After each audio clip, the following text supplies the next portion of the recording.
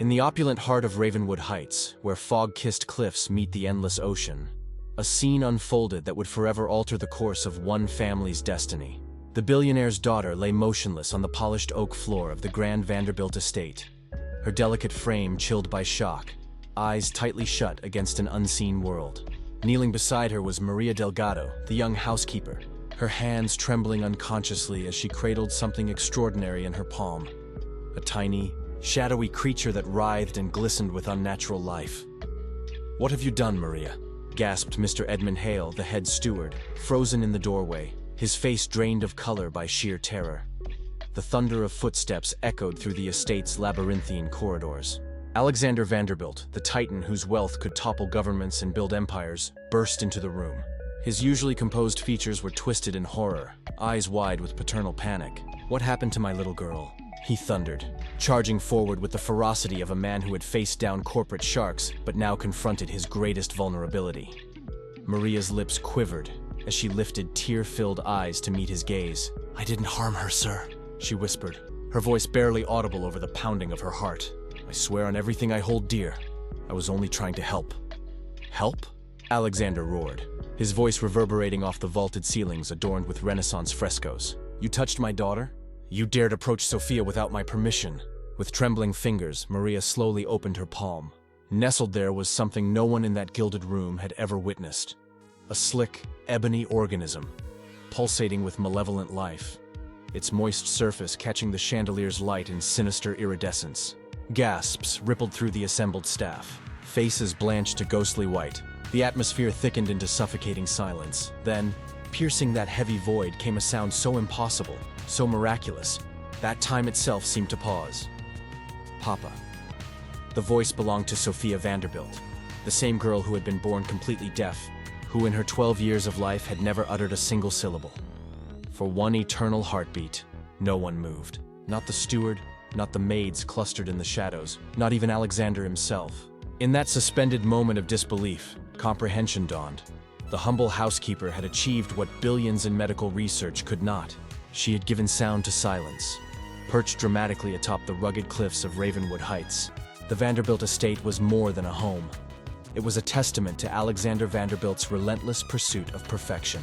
Spanning 200 acres of meticulously landscaped grounds, the Gothic Revival mansion featured towers that clawed at the heavens, terraced vineyards that cascaded like emerald waterfalls down to the crashing Pacific, and formal gardens where rare orchids bloomed year-round under climate-controlled glass domes. Inside, every detail screamed opulence. Crystal chandeliers from Murano hung like frozen waterfalls from 30-foot ceilings. Walls were adorned with tapestries woven by 15th-century Flemish masters.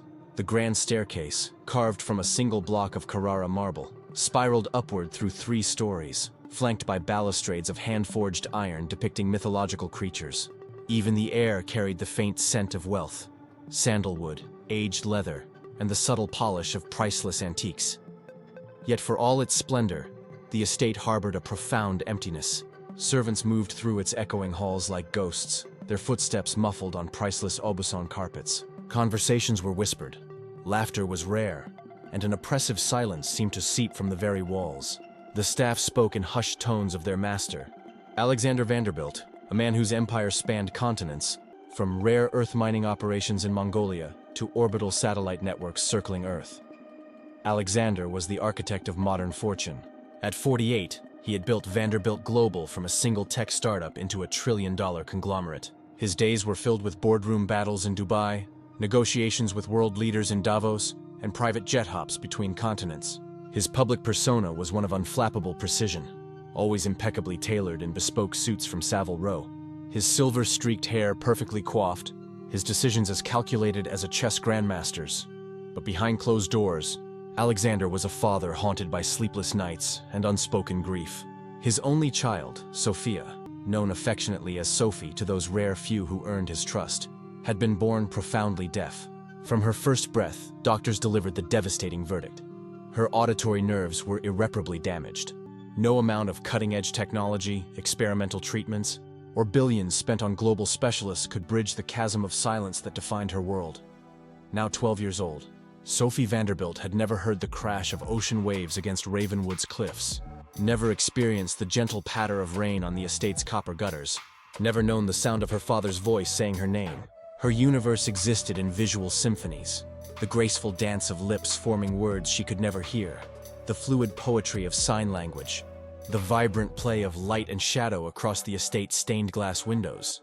She spent hours in the solarium, a glass-walled sanctuary filled with exotic plants from every continent. Pressing her ear against the cool panes, she would watch the ancient oaks sway in the coastal wind, their branches whispering secrets she could only imagine. To Sophie, sound was an abstract concept, something she understood through vibration and facial expression, like feeling the bass from a distant concert through the floorboards. The estate staff had learned basic sign language out of necessity, though most did so grudgingly. Interactions with the young heiress were formal, detached. Delivered meals signed with perfunctory gestures. Cleaning crews working around her silent playtime. Some pitied her from afar, whispering about the poor little rich girl. Others treated her presence warily, as if her muteness carried some mysterious curse that might rub off on them. Sophie felt it all. She saw the averted eyes, the forced smiles, the way conversations hushed when she entered a room.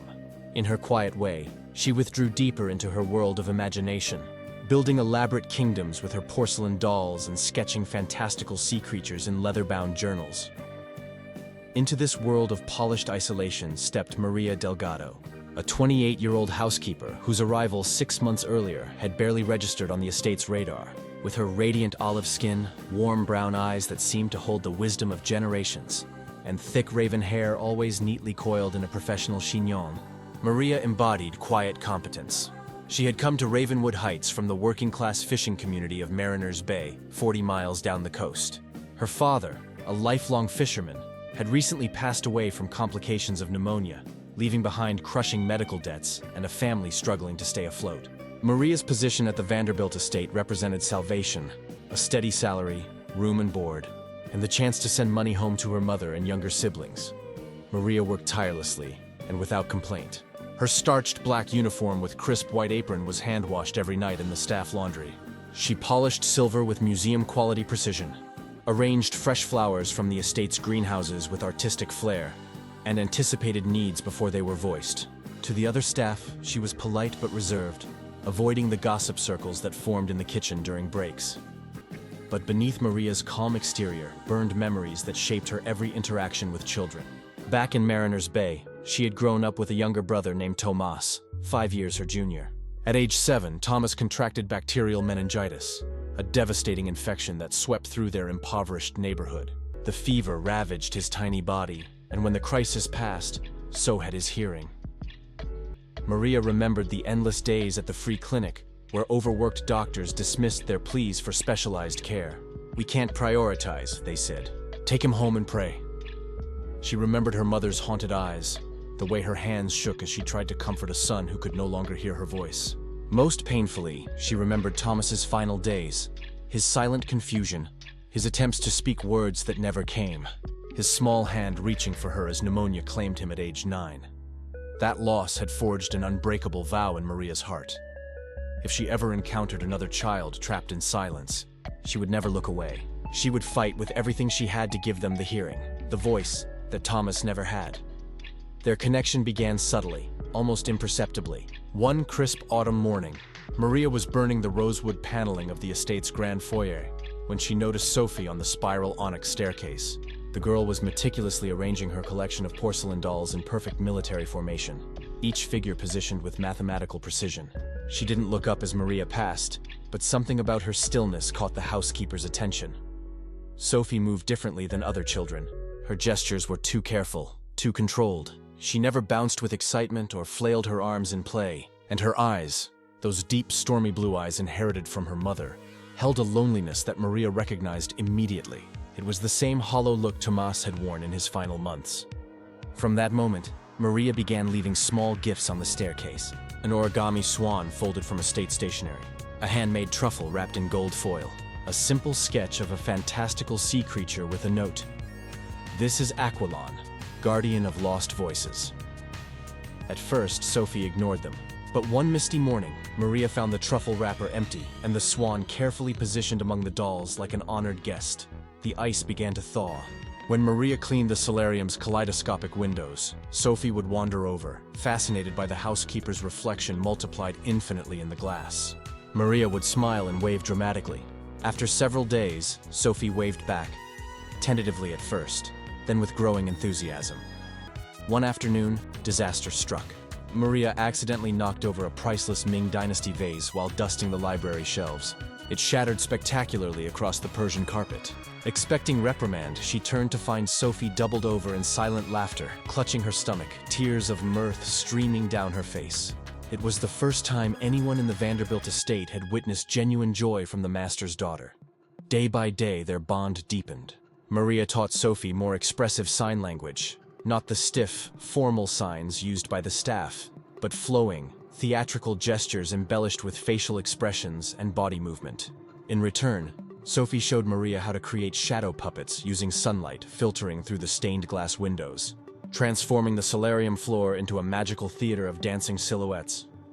Maria never treated Sophie like a medical case. She didn't speak in pitying tones or overly simplified language. She engaged her as she would any bright, imaginative 12-year-old, sharing stories of Mariners Bay legends, teaching her to identify constellations through the estate's observatory dome, challenging her to races across the Rose Labyrinth, which Sophie always won, to Maria's delighted surprise.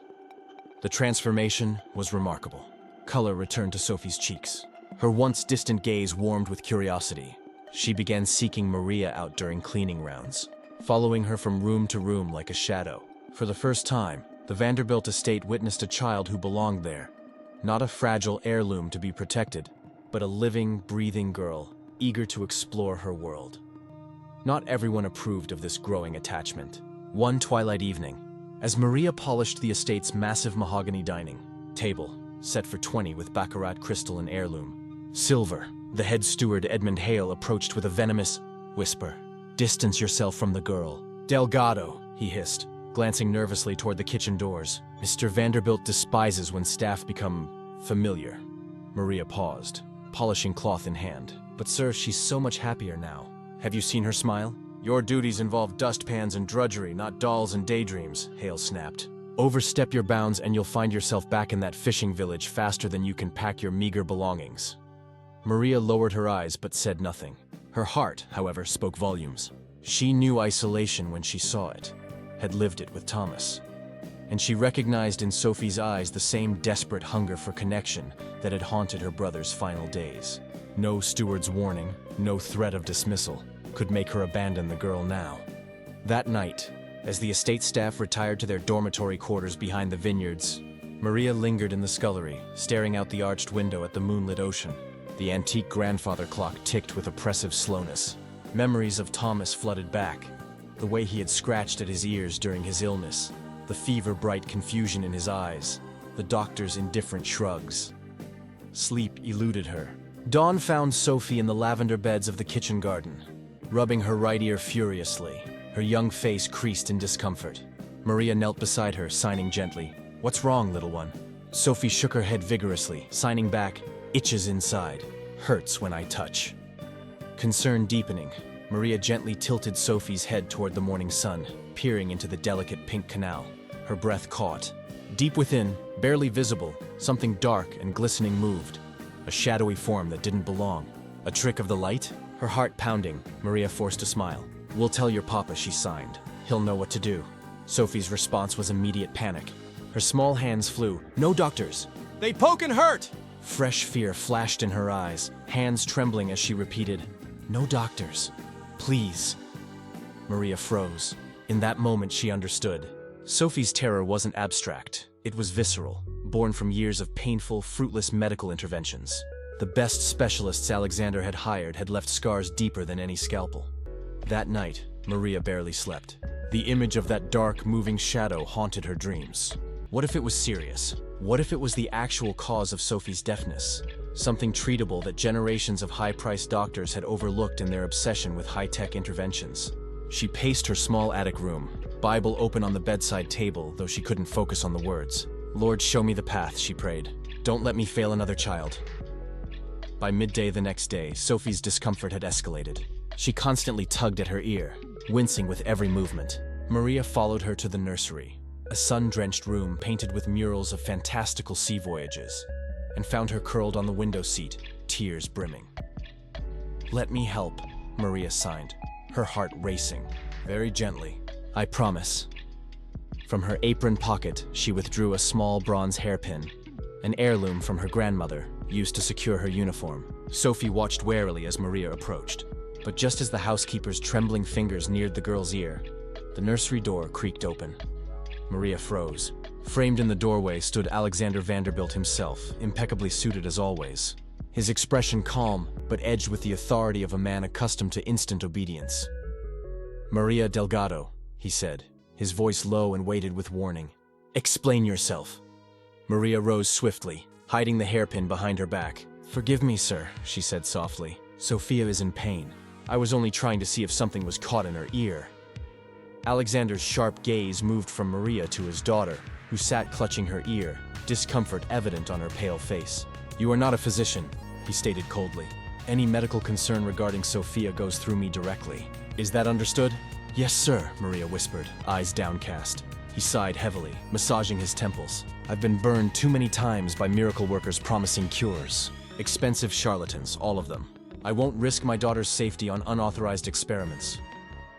For a split second, vulnerability cracked his facade, a father's fear beneath the tycoon's armor, before he straightened. "You're dismissed." Maria nodded, tears stinging her eyes, and retreated silently. In the shadowed corridor, she leaned against the wall and whispered, "He has no idea how much that child is suffering." The estate returned to its rhythm, silver polished to mirrors, linens pressed to perfection, gardeners pruning rose bushes under the coastal sun. But Maria's heart thundered with anxiety. Sophie's pained winces, that sinister shadow in her ear, the girl's terror of doctors, it all swirled in torturous repetition. In her attic sanctuary that night, Maria opened her Bible but found no solace in the pages. Thomas's final days replayed in vivid detail. His confusion, his silent pleas, the way no one had truly listened to his suffering. "I won't let it happen again," she vowed to the darkness. At 2:17 a.m., unable to bear the uncertainty, Maria slipped from her bed.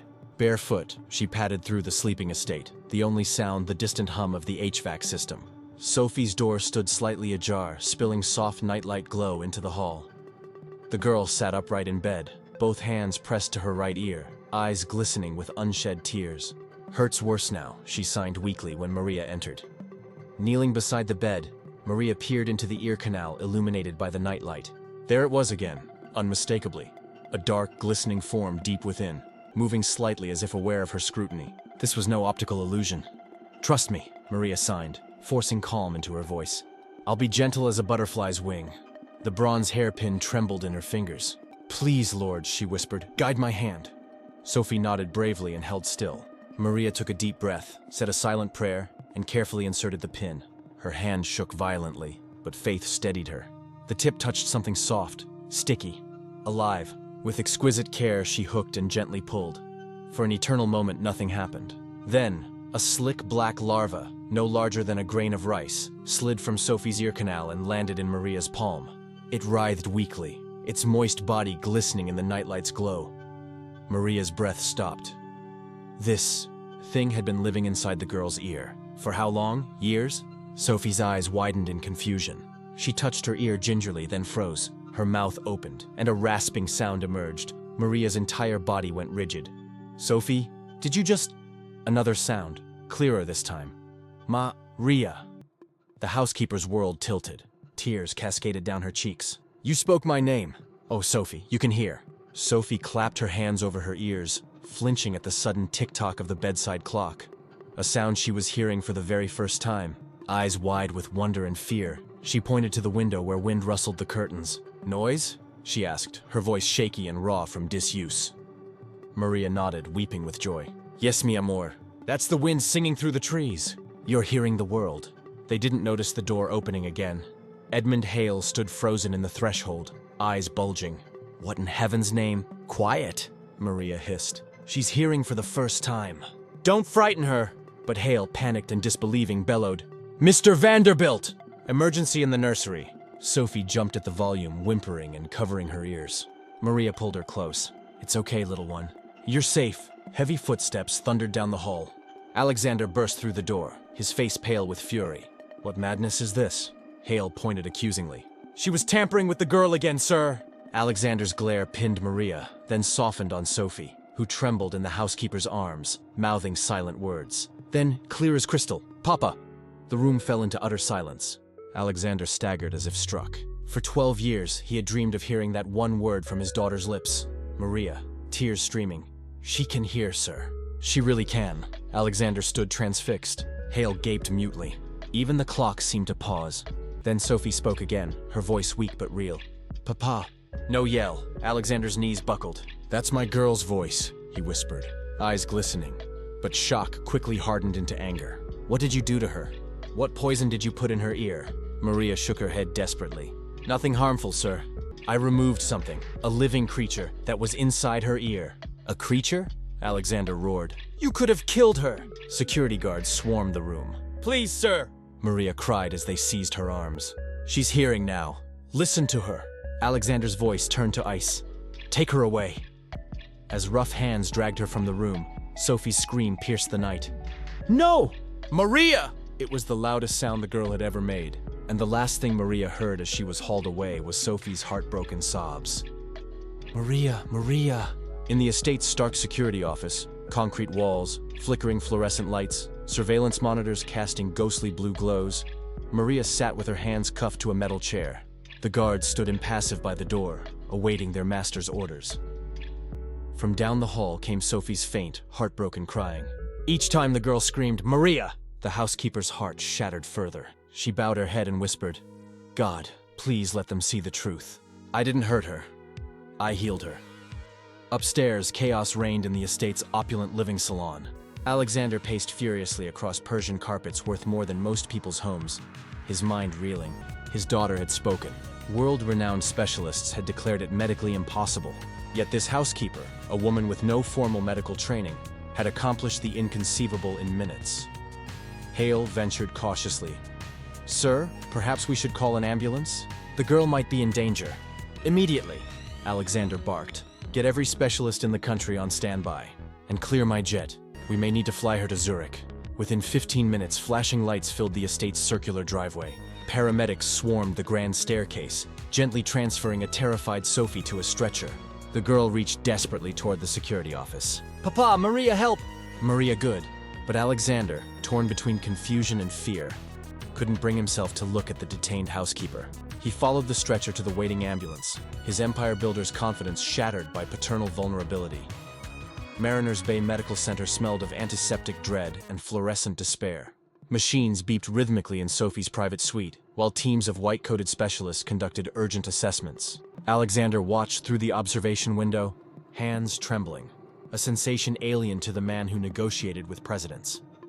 Finally, Dr. Leopold Finch, the hospital's chief otolaryngologist, emerged. His expression was guarded. "Mr. Vanderbilt, initial tests confirm restored auditory function. At least temporarily." "Temporarily?" Alexander's voice cracked. "What does that mean?" Finch adjusted his glasses nervously. "The duration is uncertain. We found significant inflammation in the canal and traces of biological material unlike anything we've documented." "Biological material?" Alexander repeated, chest tightening. "What kind?" The doctor hesitated. "Something organic, possibly parasitic. It appears to have been present for years." Alexander paled. "Years? You're telling me that every specialist, every multi-million-dollar treatment, every global scan, missed a living organism growing inside my daughter's ear?" Finch looked away. "These cases can be complicated." "Complicated?" Alexander's voice rose, though he kept it low to avoid disturbing Sophie. "I've funneled hundreds of millions into your industry. I flew her to experimental clinics in Singapore, Switzerland, South Korea. You people scanned every millimeter of her anatomy and missed a goddamn parasite?" Finch swallowed hard. "Mr. Vanderbilt, perhaps you should sit down. There's more." He slid a thick folder across the table. Alexander snatched it, scanning the medical reports with increasing horror. Then he froze. At the bottom of one document, stamped and official, were the words that shattered his world. "Maintain diagnosis for continued funding approval. Vanderbilt account, active perpetual." Alexander's mouth went dry. He read it again, then again, willing the words to change. They didn't. His daughter's irreparable condition hadn't been fate or medical inevitability. It had been deliberately perpetuated for profit. "You monsters," he whispered, slamming the folder shut, body shaking with rage. "You profited from my child's suffering." Finch stared at his shoes. "Sir, I had no knowledge of the administrative practices. That's handled at board level." Alexander didn't hear him. He stormed from the office, each step heavier than the last, guilt crashing over him like the Pacific waves below Ravenwood Heights. He had trusted these people. He had written check after check because it was easier than facing the truth that his money couldn't buy his daughter's hearing. At the end of the corridor, he found Sophie's room. She sat propped up in the adjustable bed, a small white bandage near her ear, looking fragile but, miraculously, alive with awareness. She turned toward him, hearing his approach for the first time. "Papa," she said softly, her voice still rough from disuse. Alexander froze in the doorway, tears filling his eyes before he could stop them. He crossed to the bedside and sank down, taking her small hand in his trembling ones. "You can really hear me?" he whispered. Sophie nodded, a weak smile breaking through. "Where is Maria?" The question hit like a physical blow. Alexander looked away. "She's not here." "Bring Maria," Sophie pleaded. "She helped me." "She's good." Alexander's throat closed. After a long silence, he nodded to the nurse. "Release the housekeeper. Bring her here immediately." Minutes later, Maria entered. Uniform rumpled, face pale from ordeal but composed. Sophie's face lit up like the estate's chandeliers. "Maria!" she cried joyfully. Maria gasped, rushing to embrace her. "You can still speak!" "Oh, thank God!" Alexander watched silently, something fundamental shifting within him. Pride, anger, disbelief. They melted away, replaced by profound guilt. He cleared his throat. "How did you know?" he asked quietly. "How did you even think to look inside her ear?" Maria hesitated, then met his gaze. "I noticed her touching it constantly." "She was in pain, sir. I suspected something might be trapped inside. I couldn't just watch her suffer." "And you extracted this thing yourself?" Maria nodded. "It was alive, sir. Moving. It looked like it had been there a long time." Alexander turned to Dr. Finch, voice trembling with fury. "All these years, not one of you checked properly." "Not once." Finch looked defeated. "I'm deeply sorry, Mr. Vanderbilt. This should never have happened." Alexander turned back to Maria, his expression softening. "You saw what an army of specialists missed, because you actually cared enough to look." Maria lowered her eyes humbly. "I didn't do it for thanks, sir. I did it because no child should suffer in silence." Alexander swallowed hard, voice cracking. "I thought money could fix everything. I was wrong." Morning light filtered through the hospital blinds as Alexander sat exhausted in the waiting area, replaying every mistake. He had built hospitals, funded research institutes, donated millions to medical charities. Yet his own daughter had languished because the system he supported valued profit over people. Maria approached quietly, holding a styrofoam cup of coffee. "You should drink this, sir." "You haven't slept." He looked up, surprised. "You didn't have to do that." She sat beside him. "You didn't have to believe in me either." They sat in companionable silence, the healing kind. Finally, Alexander spoke. "The doctors confessed everything. They knew about the obstruction. They kept it hidden because curing her would end their funding." Maria closed her eyes briefly. "That's evil. I've spent decades building systems, companies, hospitals, foundations," Alexander said. "I thought I was helping humanity, but I created a world that only listens when money shouts." Maria met his gaze steadily. "Then change it. You have the power." Purpose ignited in Alexander's eyes. "You're right. I will." 3 hours later, the hospital's auditorium overflowed with journalists, cameras flashing, microphones bristling. No one understood why the reclusive billionaire had called this sudden press conference. Alexander took the podium, Maria standing quietly in the back corner. His voice was calm but carried the weight of revelation. "For 12 years, I was told my daughter would never hear. I spent billions on the finest doctors, technology, treatments, and I believed their lies. But last night, a housekeeper in my home did what no expert could. She restored my daughter's hearing." Murmurs swept the room.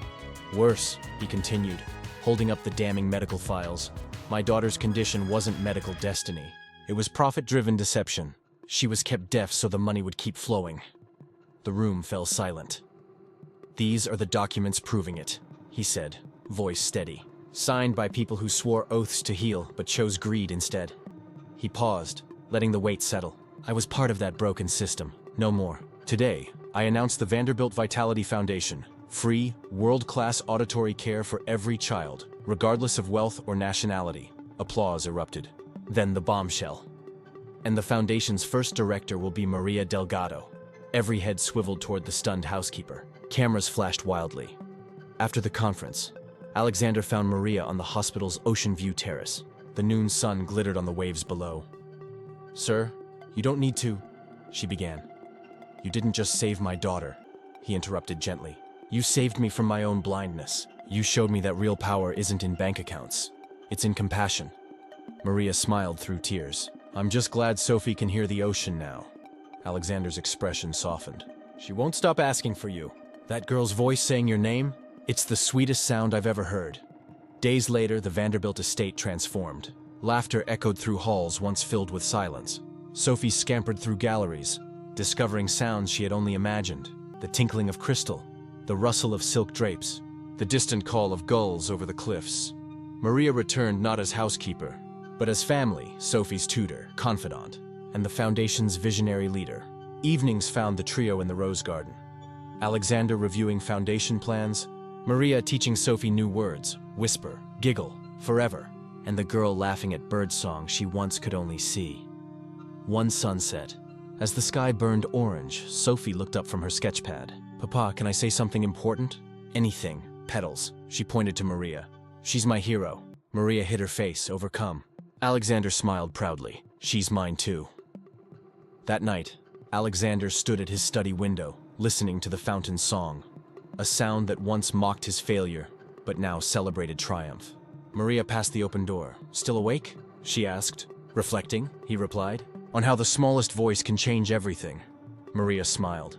"Sometimes we all just need someone to truly listen." Alexander nodded.